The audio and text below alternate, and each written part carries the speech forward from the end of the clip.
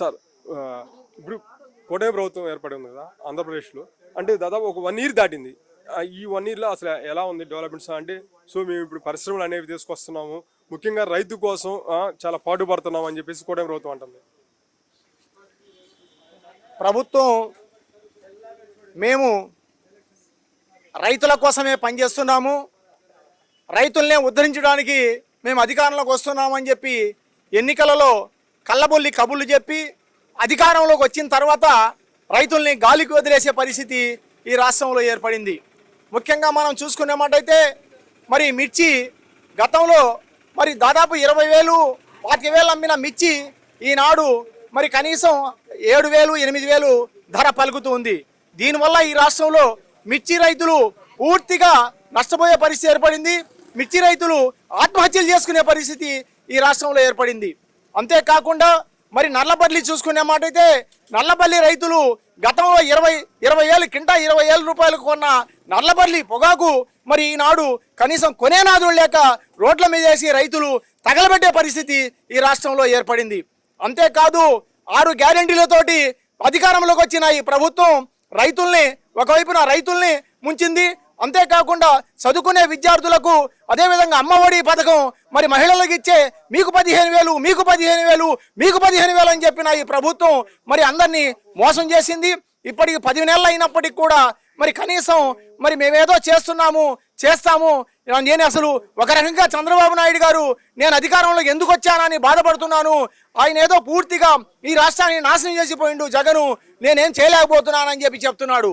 జగన్మోహన్ రెడ్డి ఈ రాష్ట్రాన్ని మరి నాశనం చేశారని మీ అభిప్రాయం ప్రకారం అయినప్పటికీ అందుకే ఎన్నికల్లో మరి ప్రజలు ఆయనకు బుద్ధి చెప్పి మిమ్మల్ని ఎన్నికల్లో గెలిపించడం జరిగింది.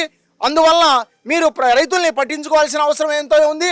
అంతేకాకుండా నిత్యావసర వస్తువుల ధరలు పూర్తిగా పెరిగిపోయి కొనే పరిస్థితి లేకుండా అమ్మబోతే అడవి కొనబోతే కొరివి పరిస్థితిలో కనిపిస్తుంది.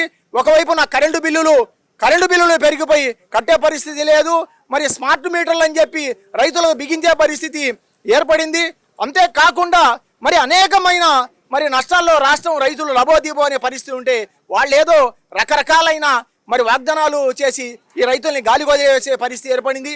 మరి కేంద్రంలో ఉన్న నరేంద్ర మోడీ ప్రభుత్వం మరి కేవలం మత ఉన్మాద చర్యలను చేపట్టి మతాల మధ్య చిచ్చుపెట్టి ఆయన యొక్క ఫెయిల్యూర్ని జనాలు కనబడకుండా ఈ పద్ధతుల్లో మరి ఆయన పబ్బం గడుపుకోవడం కోసం ఆయన ప్రయత్నం చేస్తున్నాడు. రకరకాలైన జిమ్మిక్కులతోటి మరి కేంద్ర రాష్ట్ర ప్రభుత్వాలు ఈ కూటమి ప్రభుత్వాలు ప్రజల్ని మోసం చేసే పద్ధతుల్లో ఉన్నారు తప్ప ప్రజల్ని ఆదుకునే పరిస్థితి లేదు.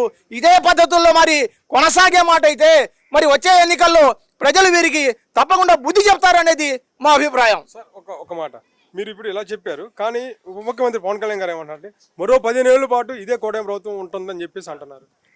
ఇప్పుడు గతంలో చంద్రబాబు నాయుడు గారు 2020 అని పెట్టాడు, మధ్యలో ఓడిపోవడం జరిగింది. ఇప్పుడు 2047 అంటున్నాడు. మరి అది ప్రజలు ఏ విధంగా తీర్పిస్తారో తెలియదు. అయితే పవన్ కళ్యాణ్ గారు మరి ఆయన గతంలో నేను సోషలిస్టులని చెప్పి కమ్యూనిస్టులతోటి పొత్తు పెట్టుకొని మరి ఎన్నికల్లో పాల్గొనడం జరిగింది. మా నాన్న మరి దేవుడి దగ్గర ఉన్న దీపానికి సిగరెట్ కాలుసుకున్నాడు, మా నాయన హేతువాద అంటున్నాడు. ఇవాళ మా నాయన అసలు పూర్తిగా రాముడు భక్తుడు, రాముడు 24 గంటల రాముడితోటే మా నాన్న సేవ చేస్తున్నాడు అని చెప్పి ఒక రకంగా చెప్తున్నారు. అంతేకాకుండా ఆయన ఈనాడు ఏం చెప్తున్నాడు, నిన్న జరిగిన పహల్గాం పాకిస్తాన్ యుద్ధంలో ఆయన మరి పూర్తిగా ముస్లిమ్స్ అందరూ టెర్రరిస్టులు, వారు పెంచుకున్న గడ్డము ఆయన వేసుకున్న ఫైజాలు మొత్తం కూడా ఈ టెర్రరిస్టులకు చిహ్నాలు నిదర్శనం అని చెప్పి మరి ఆ పవన్ కళ్యాణ్ ఆ రకంగా మాట్లాడడం జరిగింది. కానీ ఆయన చెప్పే మొత్తం ఏదో జనాల్ని అసలు ఆయన ఏం చెప్తున్నాడో ఆయనకే అర్థం కాని పరిస్థితి మరి ఏర్పడింది. అట్లాంటి ఉప ముఖ్యమంత్రిని రాష్ట్రంలో ఎన్నుకోవడం మేము దౌర్భాగ్యంగా భావిస్తున్నాం.